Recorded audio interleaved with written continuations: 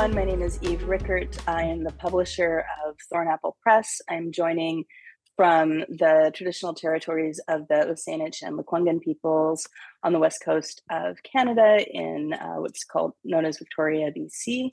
And I'm here today with Alyssa Gonzalez, who is the author of this new book of ours, Nonmonogamy and Neurodiversity.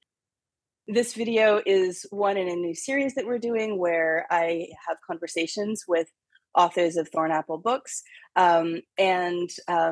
This book is the inaugural book. We are relaunching the More Than Two Essentials series, which was started in 2016. This is a series of books on non-monogamy, they're short, focused books on specific topics, all by Canadian authors. All selected by me, who is the co-author of the book More Than Two. So Alyssa, welcome. And if you'd like to introduce yourself and your book. Thank you, Eve. It's lovely to be here. I'm Alyssa Gonzalez, coming to you from the traditional unceded and unsurrendered territory of the Algonquin people, colonially known as Ottawa. So this book came to me as a specific premise, which was knowing what the circle of my friends is like, that the fact that it didn't already exist was kind of strange, as there's a lot of confusion about what the relationship between non-monogamy and neurodiversity is, what it can be, a lot of stereotypes in both directions that don't make sense and contradict each other. And the reality is that non-monogamy isn't restricted to a specific neurotype. It's not just for neurotypical people, but the many neurodivergent people who participate in this often need a helping hand that conventional volumes don't necessarily acknowledge. So I wanted to write something based on my own struggles and observations and knowledge as someone who's looked into a number of these topics, and provide a reference volume that says, yes, this is absolutely for us, but it's also hard for us in ways that are specific, and I wanted to help us all out. Yeah. And I really appreciated the way that you organized the book. And, at the beginning, you addressed the fact that you chose not to break it up into sort of different sections for different neurotypes, but instead you had a section focusing on the pros and, the benefits of being neurodivergent and non-monogamous, and then a section on the, potential pitfalls. You want to talk more about that? Absolutely. So one of the things I've come across a lot being involved in the neurodivergent communities online is huge fractions of the people involved in these communities are self-diagnosed. Some of us have 7 or 8 different conditions, professionally diagnosed or otherwise. Some of us got to watch in 2013 when Asperger's syndrome stopped being an accepted diagnosis. The medical side of this is constantly changing, and which terms are accepted, which ones refer to what conditions, which ones have suddenly become sort of omnibus terms that cover a bunch of things that used to be thought of as separate. This is constantly shifting, as it should. That's how science is supposed to work. But it means that the language in which we classify all these things is also changing, and popular culture sometimes catches up with that, sometimes doesn't. Sometimes it catches up with one phase just in time for the science and medical establishment to move on to something else. But the challenges that bring us to this community and to a book like this don't have that same relationship, right? The things that lead a person to think they might be autistic or get professionally diagnosed as such, like the parts of their lives that make them fit into this category, they're still there regardless of what anyone is calling them. And those are the challenges that come with neurodiversity. And so it made sense that, especially when multiple conditions can have overlapping challenges, to sort it by what someone would be coming to this book to try to address. And the same thing happens in the other direction for the aspects of our neurology that can make being non-monogamous easier. A lot of the same histories and background characteristics can bring us to non-monogamy and to figuring out that we're not neurotypical. Mm-hmm. So I wanted this volume to be at least that timeless, to not be effectively a snapshot of what today's terminology about brain differences looks like. Yeah. It's interesting. Maybe this is reflective of my social circle, which tends to, I think, include maybe a higher percentage of neurodivergent individuals than the general population does. But I almost feel like non-monogamy is kind of a magnet for neurodivergent people. And it's kind of, unfortunate that we haven't been able to take that specific lens to non-monogamy so far. I mean, I have ADHD, recently diagnosed only about 2 years ago, and I co-authored one of the more popular books on polyamory, but I didn't know at the time that was my diagnosis. Didn't take that specific lens to it, only have dealt with kind of the struggles of living with that without really knowing what I was dealing with. It's so true, and so very funny that people have this mental image of what a polyamorous person is, and you can tell how much they actually know and have interacted with us depending on which stereotype they lean on. As the ones for whom we're basically mythical creatures picture these like ultra suave, like Lothario types lifted straight from the covers of romance novels, who are just about the most neurotypical people imaginable. And the people that have actually interacted with polyamorous folks know that we're all, D&D playing, Ren Fair loving, Warhammer 40K collecting super nerds. And well, not all of us, but many of us. Yes. Fine. I won't pretend that level of Venn diagram is a circle. Fair. But several of those overlaps are present in every last one of us. And the result is that there's this popular idea of non-monogamy as this thing that any neurodivergent person is too stuffy, too neurotic, too sexless, etc., to even attempt, and it's only the province of extremely charismatic, extremely neurotypical people, and it just isn't.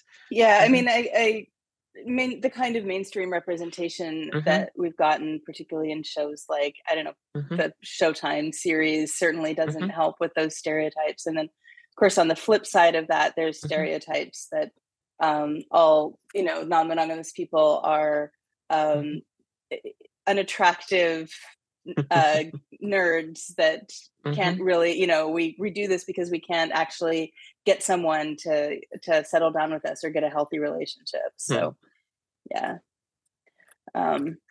I've seen both in practice.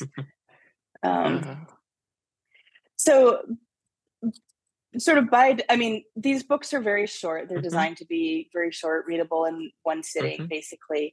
And in many ways, kind of the start of a conversation rather than, comprehensive volume, like more than two or polysecure. So there were some things that, couldn't cover everything, and it couldn't cover everything in as much depth as some folks might want to see specific things covered. So as I was reading, I made a couple notes of some things that weren't talked about that I think would be interesting as well. And I was wondering if we could chat about some of those that came up for me, sort of as like this was kind of a launching point for me to think about other ways that particularly my neurodivergence has affected my non-monogamy, but also the way I've seen it play out. And one of those is the idea of hyperfocus and how that plays out when you're dealing with new relationship energy. Oh, it's something, all right. Yeah. So, is that something that you have seen play out or have thoughts on? I'm just wondering, like, does hyperfocus play into that as well? And maybe you could define hyperfocus for those who are watching. So, hyperfocus for the uninitiated is something that's often associated with ADHD and autism in particular, and I suspect is going to be one of the things that researchers spend a long time disentangling as they try to figure out exactly what the lines between those two conditions are. More on that later, maybe. in which a new topic of interest, by virtue of being both new and interesting, tends to crowd everything else out of a person's life and awareness. Someone in the throes of a hyper-focus episode might neglect their own biological needs for an extended period of time because the new thing they're excited about is demanding that much of their attention, and doing anything else just feels less rewarding. That's perhaps one of the more intense yet more familiar examples. We all know the stash of snacks next to every gamer chair because the game is more exciting than getting up to the fridge to get more snacks. Yeah. And when the new fixation is a person, that can be especially tricky, because that person probably is not excited about being your entire world for the next 36 hours or however long it takes the episode to work itself out, but also because everyone else in your life is not keen on taking a back seat for the same amount of time. It's definitely something I dealt with as a younger person, when it seemed like whoever was paying attention to me was finally the solution to all my psychological problems. Yeah. They weren't. Yeah. As an older person who has found solutions to some of her psychological problems in practice, I maintain a well-stocked Google Calendar, and having as a fixed routine for as many of my connections as possible means that I can spend the unstructured time with whatever is distracting me lately, but the weekly date night with each person is in my calendar unless I specifically arrange for it not to be. And that can help prevent me from neglecting people if I'm especially excited about something. Yeah, I've actually found that to be a real, really life-changing for me, just with keeping up with my friends. And I learned it from a friend of mine who we were having Zoom calls, and she, at the end of each Zoom call, she would say, "Okay, let's schedule our next Zoom call." So before we left the call, we would actually have the next one on the calendar, and then I didn't have to think about it again. And so I could let that process just rest. And I didn't have to worry about being a bad friend or letting 3-4 months go by without talking to her. It was just there on the calendar. And so I started doing that with actually just all of my close friends. Was, so I have standing date nights, whether they're local or whether we're doing it over Zoom, or, we just have our and I didn't think that, I mean, obviously it makes sense for someone like me that having that structure really helps me keep up with people. But it's just setting that up with a handful of close connections has made it it just made my social life feel so much more full and nourishing, because suddenly those connections all feel stable as well, but also much less anxiety provoking, because I don't have to think about making plans, which I hate. So, exactly. Yeah. There's all this romance people assign to the idea of spontaneity and stuff just working without this putting effort into making it work. And there's a reason that's the premise of a lot of romance novels, and that's because the fantasy of it is very enticing, but but in reality that's a very difficult dance to maintain. And a lot of things benefit from just a little effort put toward making sure they continue to function the way they're supposed to. And that's why Google Calendar is an additional partner in every polyamorous person's polycule. Yeah. That actually raises another issue that I've seen crop up for myself and for other folks with ADHD specifically, which is not just time management, but I think that there can be a tendency. I've learned about the concept of time blindness also, which has been also really revelatory for me. It's actually I overcommit because in my mind I don't actually have a clear picture of how long things are going to take, or necessarily even how much time has passed. And it's easy, I think, for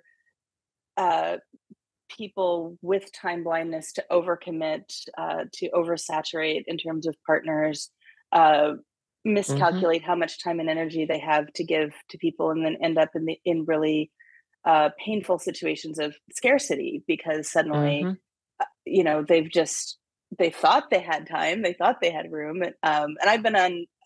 I would say I've been on the receiving end of that more than I've been on the oversaturation end of that, but I have been on the oversaturation end at least once that I can think of. Oh, it's a thing. Yeah. I know I've dealt with something similar in my own personal life, but it was less about time blindness and more difficulty recognize my own value as a person and trying to establish it by having as many connections as possible. And it sort of worked because several of them were people from out of town that weren't around very often, and so didn't take up a huge amount of my day-to-day like the local people did. It's absolutely possible to overcommit for all sorts of ways, and maybe I should have put that in the book. Well, limited space. Indeed.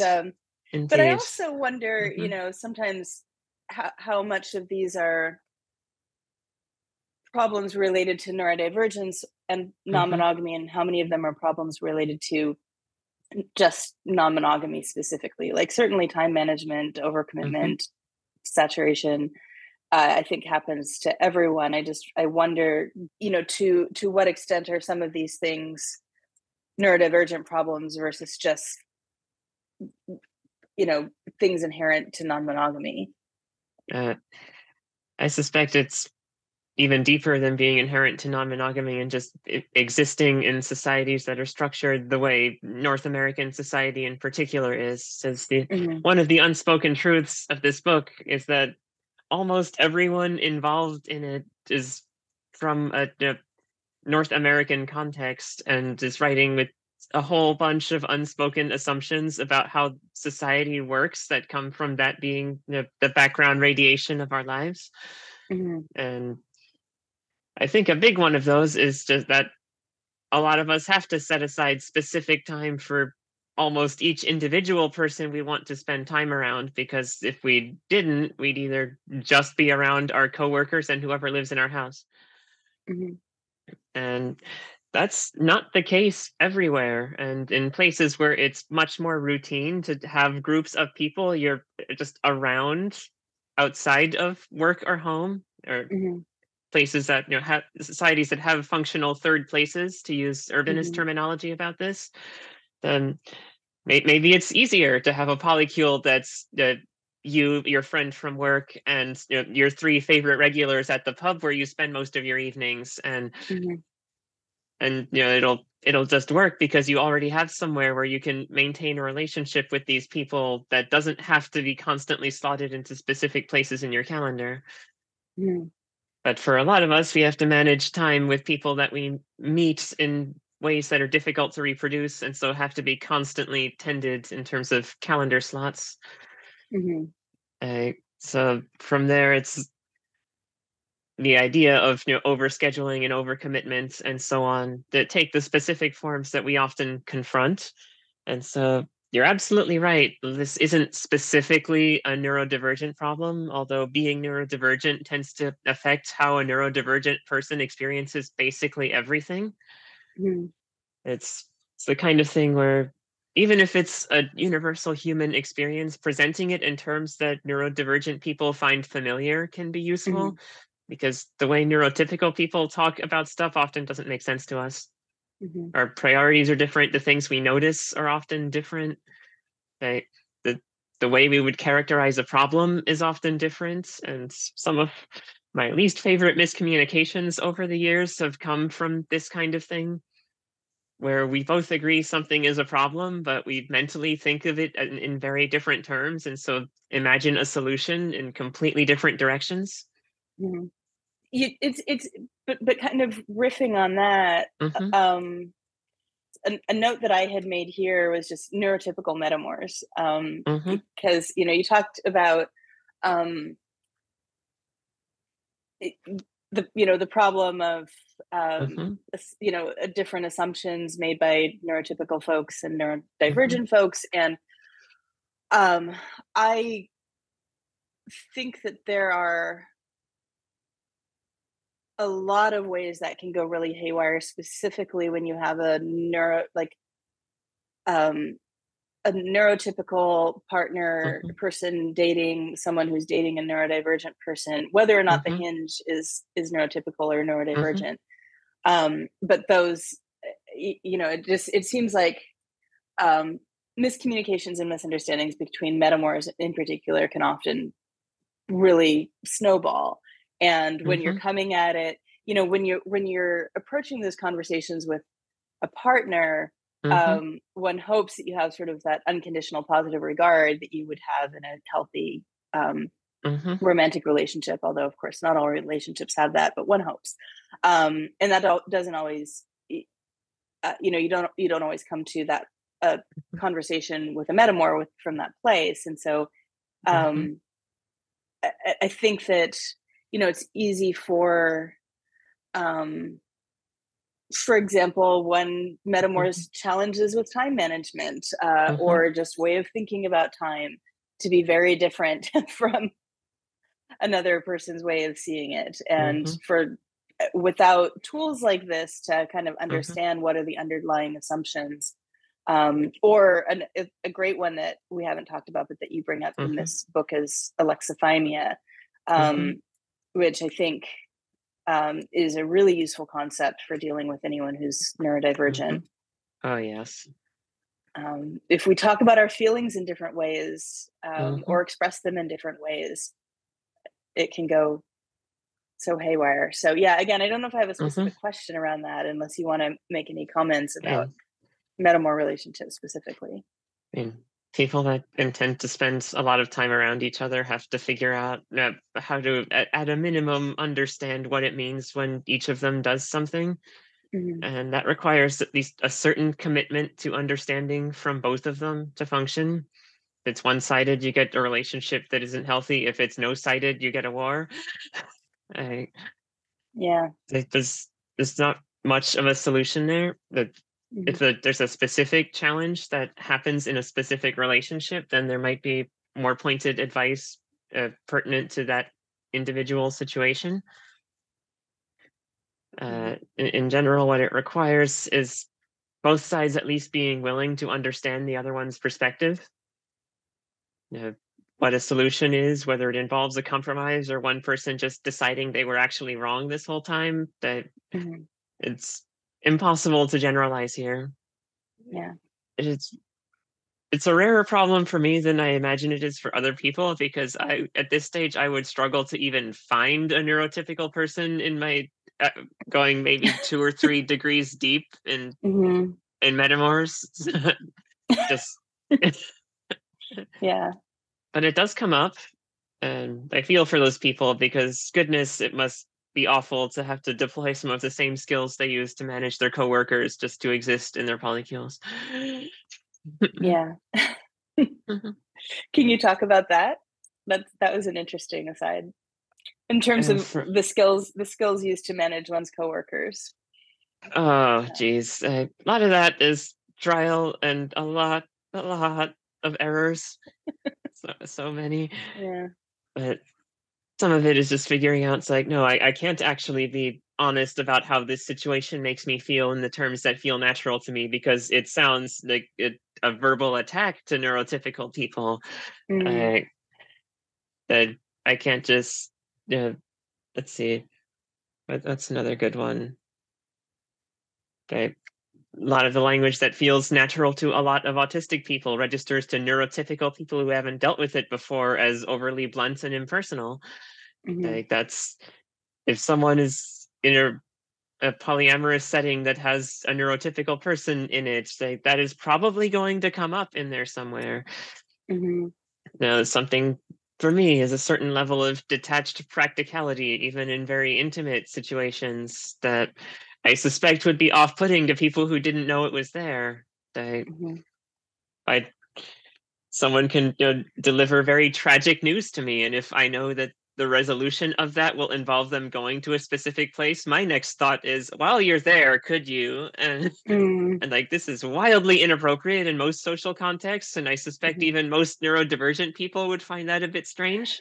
But it's in here, and I've had to learn to not say that out loud most of the time. And if for an ADHD person in particular, like, something I've noticed from the many ADHD people in my life, and for all I know, I'm secretly one of them and haven't figured it out yet. But anyway, it's extremely rapid associative memory. It is very easy for people with exactly ADHD people can connect ideas very quickly. Conversations can move at lightning speed. Sometimes 2 or 3 of the steps in between never actually exit the person's head, and it takes another ADHD person to keep up with that. So having an excited conversation with an ADHD person when that's not you can be tricky unless you get used to their patterns specifically. There are a lot of other neurodivergent conditions that come with the sensitivity and rushing to sometimes rather dreadful conclusions in an emotionally tense situation, often mediated by just how awful the wider world tends to treat us. So neurotypical people who are used to dealing with this might learn more cautious phrasing in certain situations. But until then, there's a good chance of hurt feelings in both directions, where both sides think the other side is being unreasonable, and there's a good chance both sides are right, but often at the same time, because there was a miscommunication and a misunderstanding of what was actually going on. And if each side can make themselves understood to the other, then things can work. And a big step is flagging some common pitfalls and what they look like on the inside for us, so that other people can at least recognize them and have a sense of what it feels like to be us in these situations.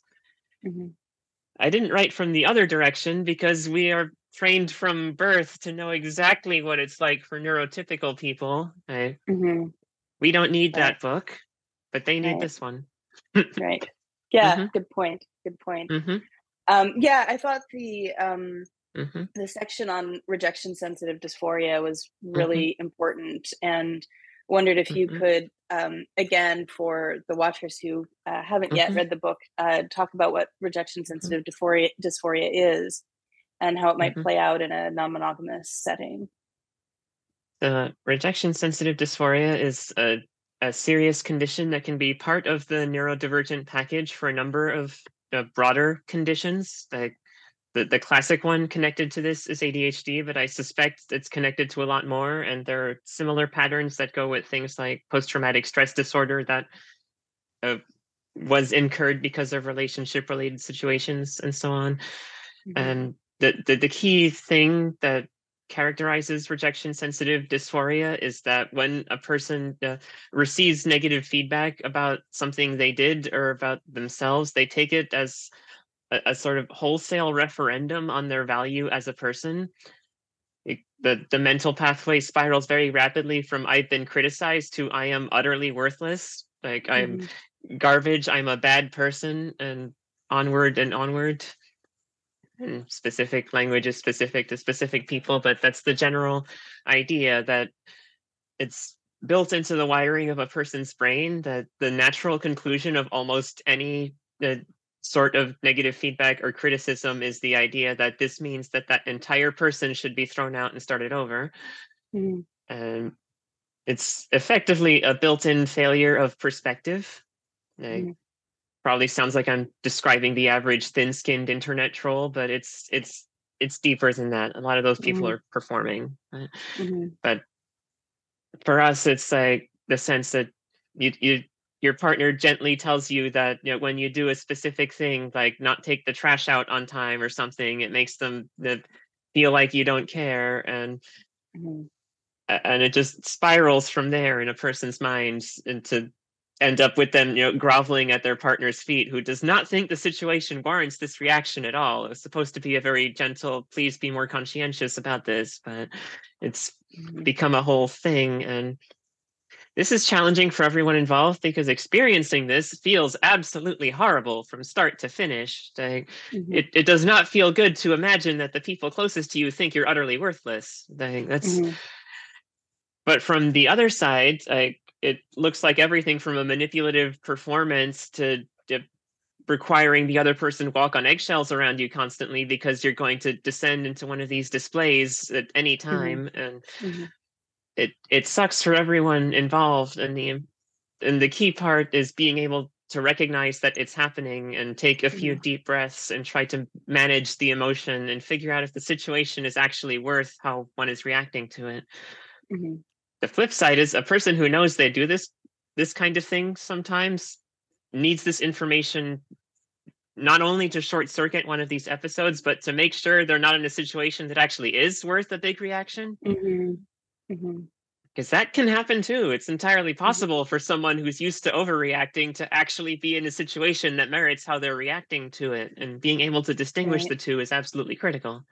Yeah. So it's a skill that a lot of neurodivergent people need to build just to function in our day-to-day lives. Yeah, and then I think that, even flip side of that is that someone who does know that you have this condition could also use it to gaslight you as well. Absolutely. So, it's a situation, maybe it is a situation where you are being demeaned and undermined and belittled, and you're trying to figure out whether it's your RSD or a bad situation, and then the other person can just be like, no, it's really fine. You have this condition. Those gaslighters are great at turning whatever mental illness you have on its head or neurodivergence that you have.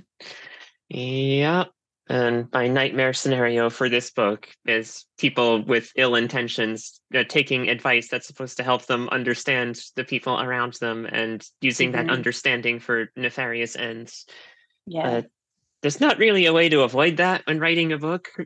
No, just like therapy always makes abusers worse. Pretty well, not always, but usually makes people who abuse worse. And I think that's the same with any kind of self-help book.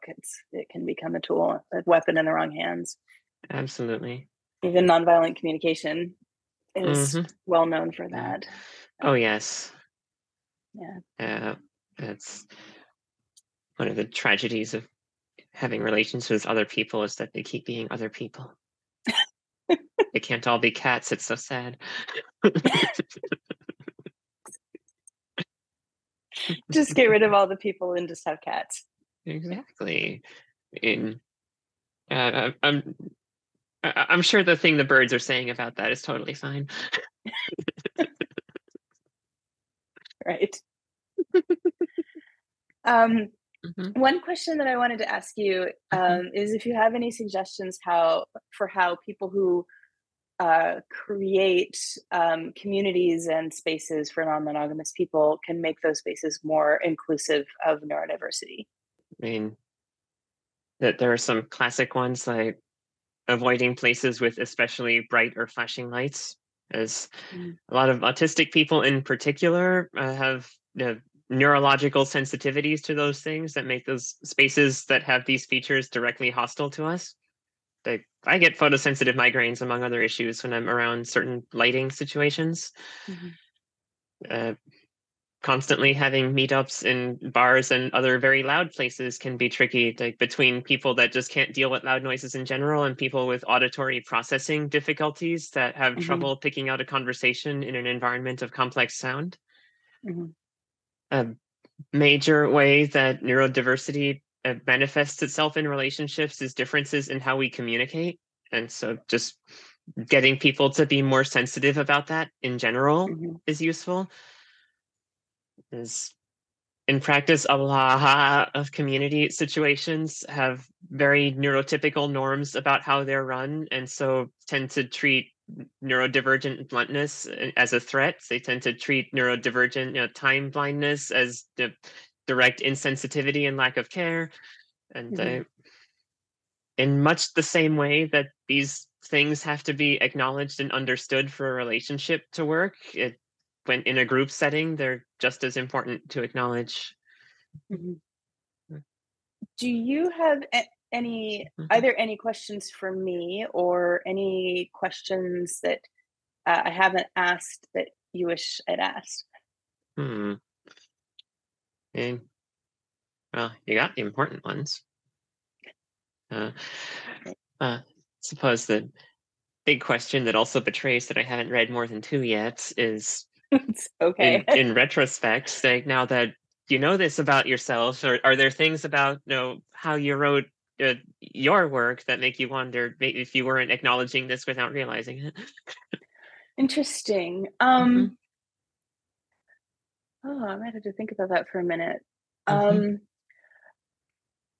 I have not read more than 2 since I wrote it. Mhm. And I wrote it in 2013, which means we're going on Mhm. 10 years since I wrote it. So Mhm. there are some bits that stick out to me. There are some bits that I read over and over again when I was on the book Mhm. tour. But I think that was 2014, 2015. So even that I've largely Mhm. forgotten.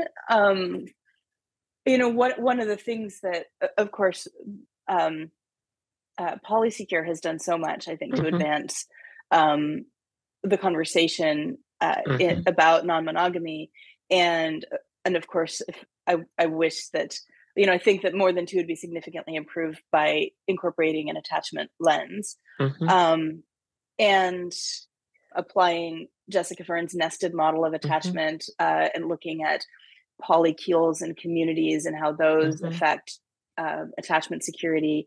I think it would really benefit from that. Not really getting at the neurodivergence bit, though. Mhm. Um, I think that my co-author also has said Mhm. that he does not consider himself to be neurotypical, but doesn't know what his specific Mhm. you know diagnoses might be. Mhm. And I agree with that assessment.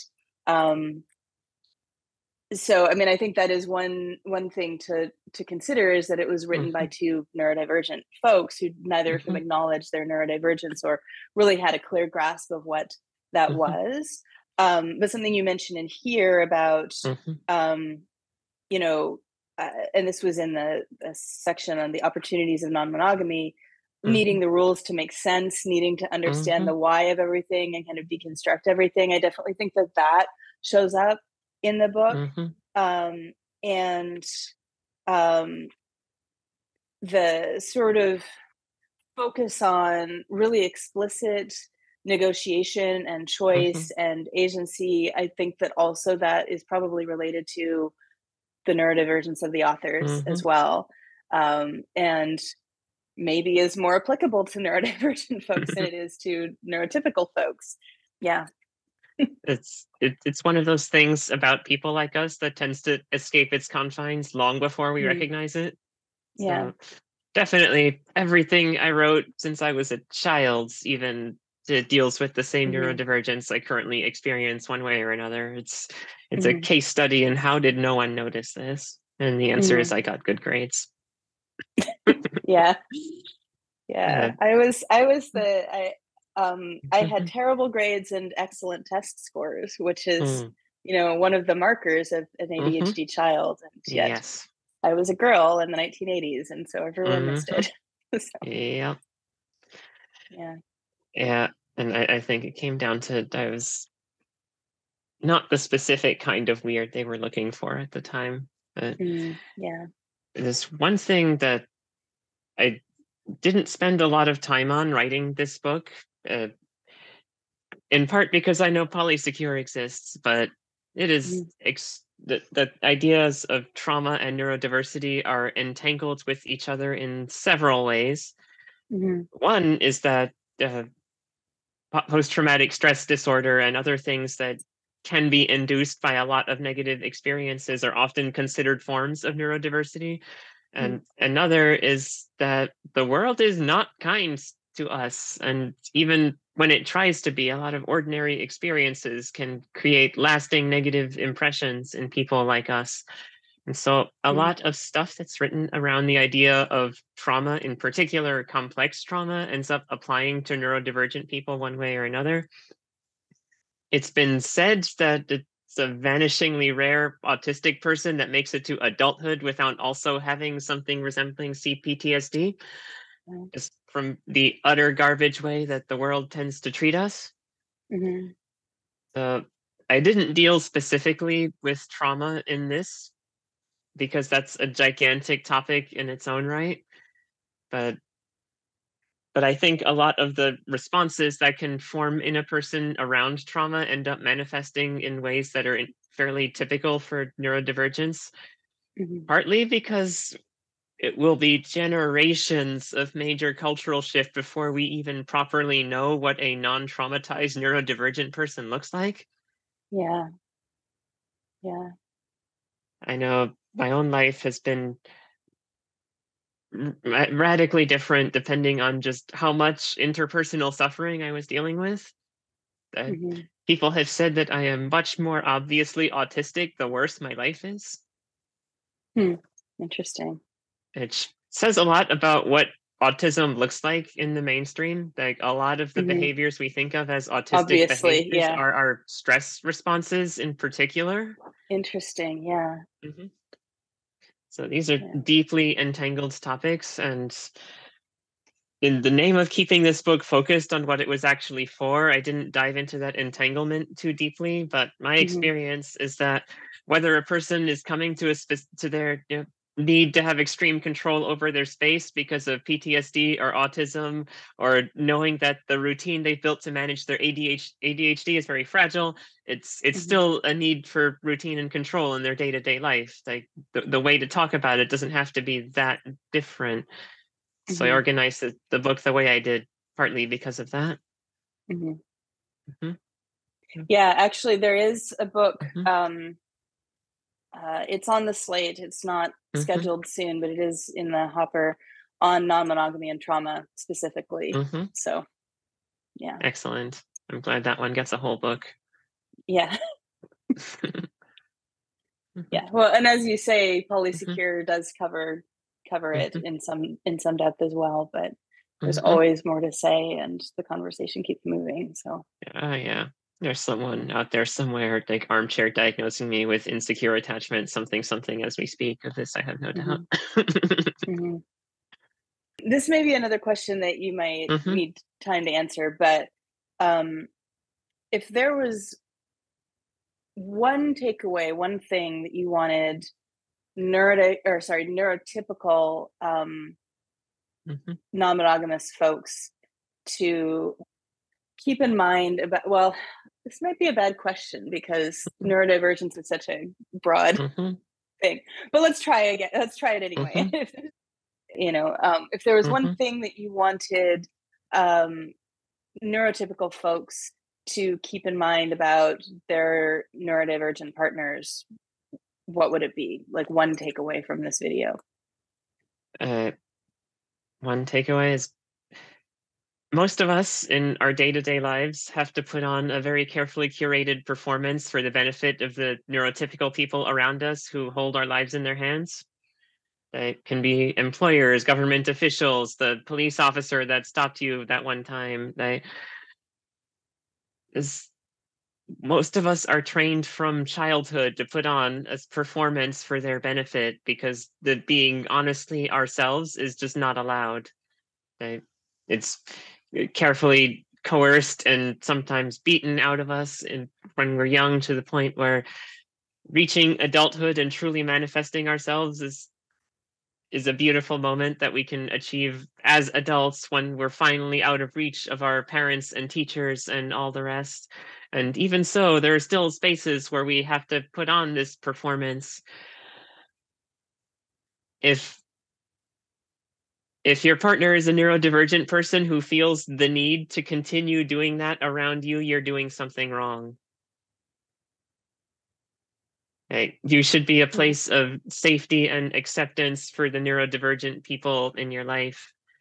And they should feel free to be their actual honest selves and spare the energy they spend masking the rest of the time around you. That is a level of intimacy that is difficult to even properly describe to people who aren't used to hiding huge pieces of themselves in public. And So if your conversations with the neurodivergent person in your life center a lot on trying to get them to not be like that, you have the wrong partner. Right?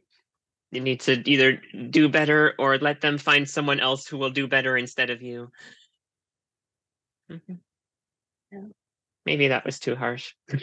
That was a great answer. That was a great answer. And I think it's a great way to end this interview. Unless there's anything else you want to add. Is this where I show my author copies? If you like. Sure. Yeah, I can. We can talk about where to get the book. So the book is Nonmonogamy and Neurodiversity, available anywhere you buy your books. If you go to thornapplepress.ca, there's a page there where there's lots of links. And I know Alyssa is also selling her own copies if you want to talk about where to get those direct from the author. I am selling direct from the author copies at alyssacgonzalez.com/store. That's Gonzalez with 2 Z's and no S's. And everyone that comes through me is signed. So it's worth the slight markup. And we'll put the links in the show description as well. So. Excellent. Great. Well, thank you so much. This has been lovely. And it has been a pleasure.